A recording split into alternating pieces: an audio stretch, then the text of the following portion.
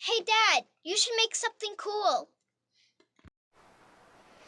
All right, so we've got our first layer of primer down,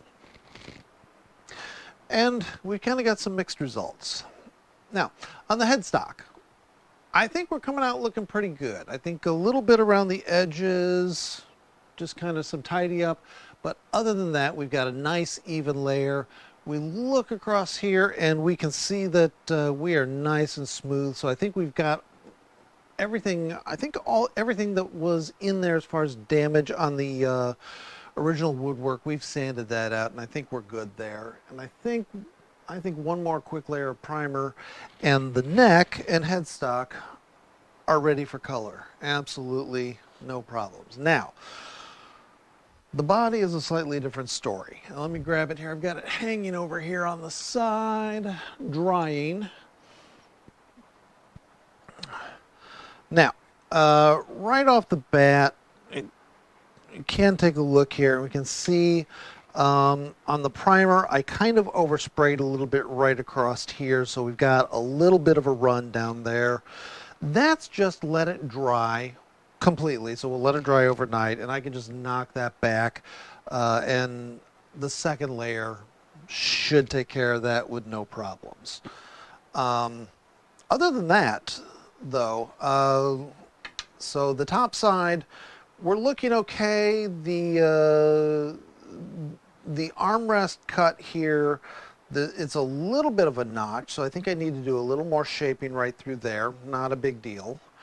The back side, let's see if we can, I'm not sure if we can see this too well or not, but you can just kind of see a few spots up in through here where there's still a few little nicks and whatnot. I think a little more sanding, a little more shaping is in order. But other than that, I mean, this is,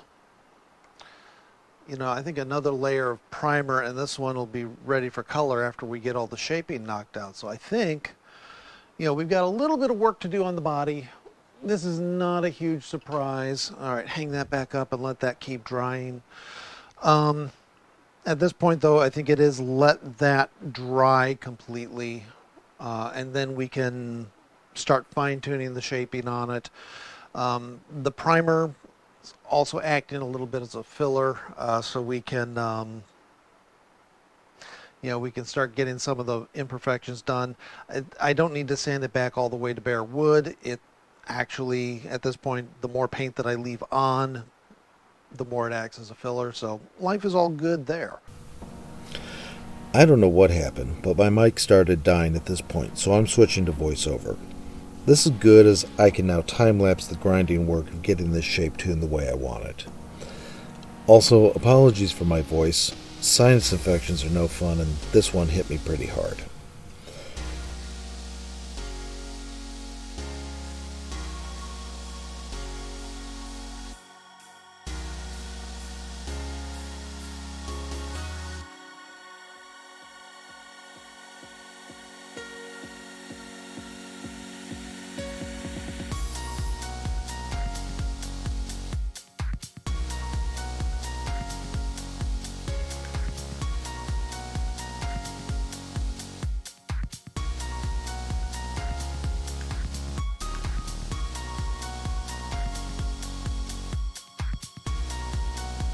To help spot the nicks and high spots, I'm going to use a rake light, or a light set at a very low or oblique angle.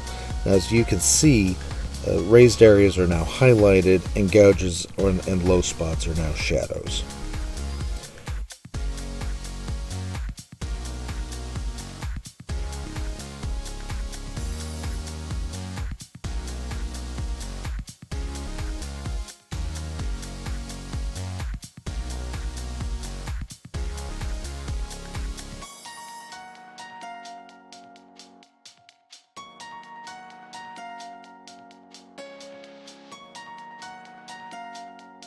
For tuning the shape, I'm going to use a flat file for the flat surfaces and the outside radiuses.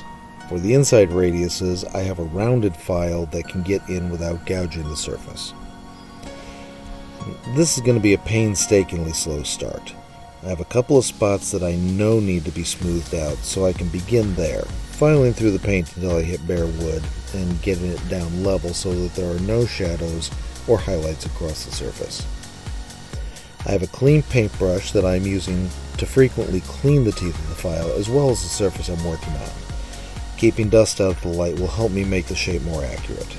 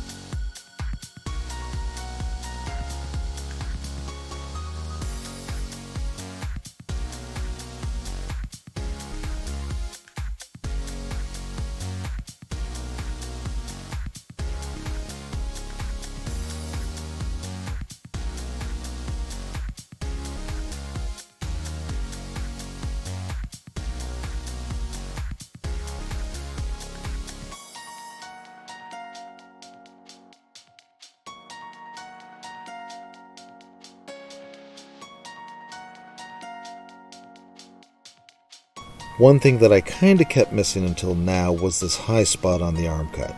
You can really see that it isn't a straight line, and that makes it an uneven curve. I'm going to lay down a piece of tape and use it as a guide and get this straight and level.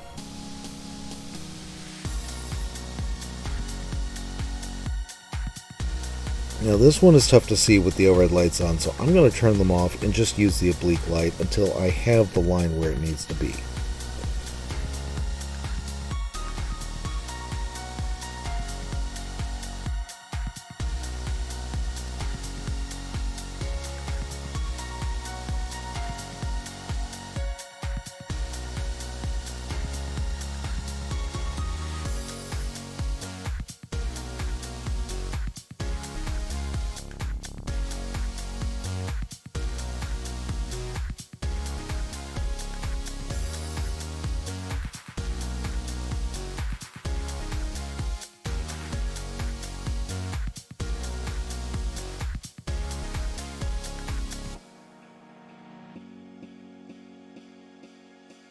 Along the way I found a new low spot.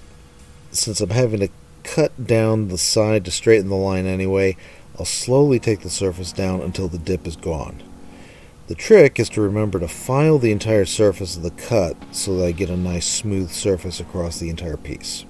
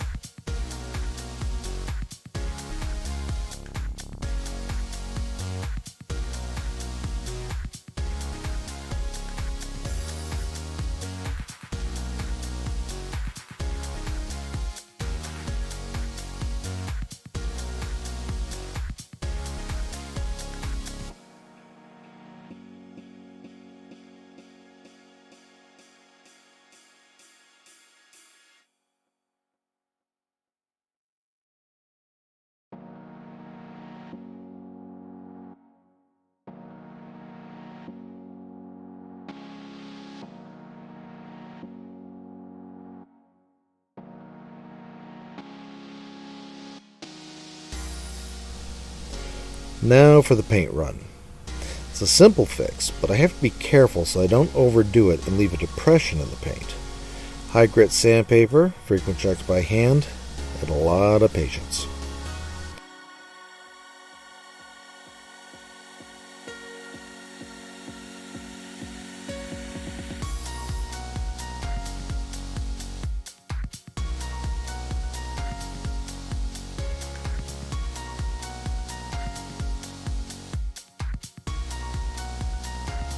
Remember, your fingers are your best guide. You can't see it here, but when I'm running my hand over the area, I have my eyes closed so I can focus on the feel.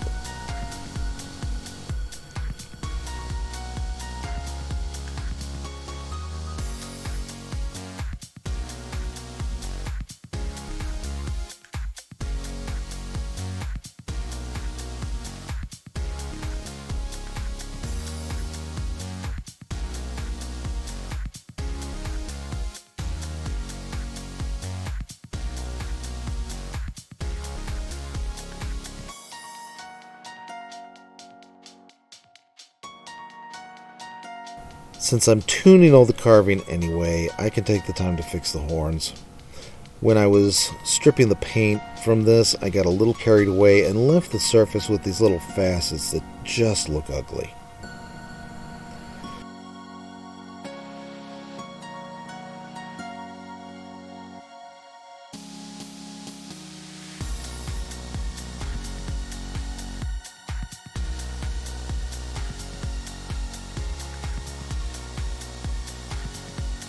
I'm using a foam sanding block to restore the shape of the curves. As I apply pressure to the foam block, it forms a curved sander around the edge. And once I'm done, the faceting will be gone.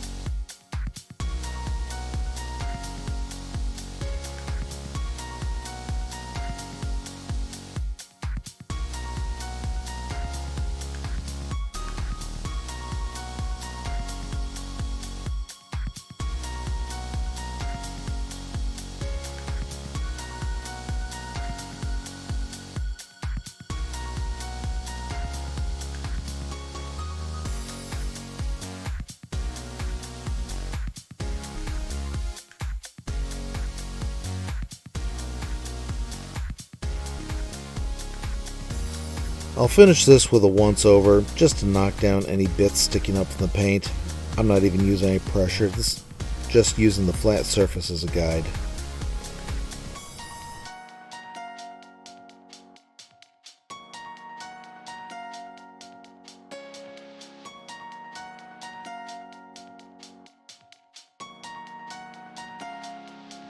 As always, thanks for watching.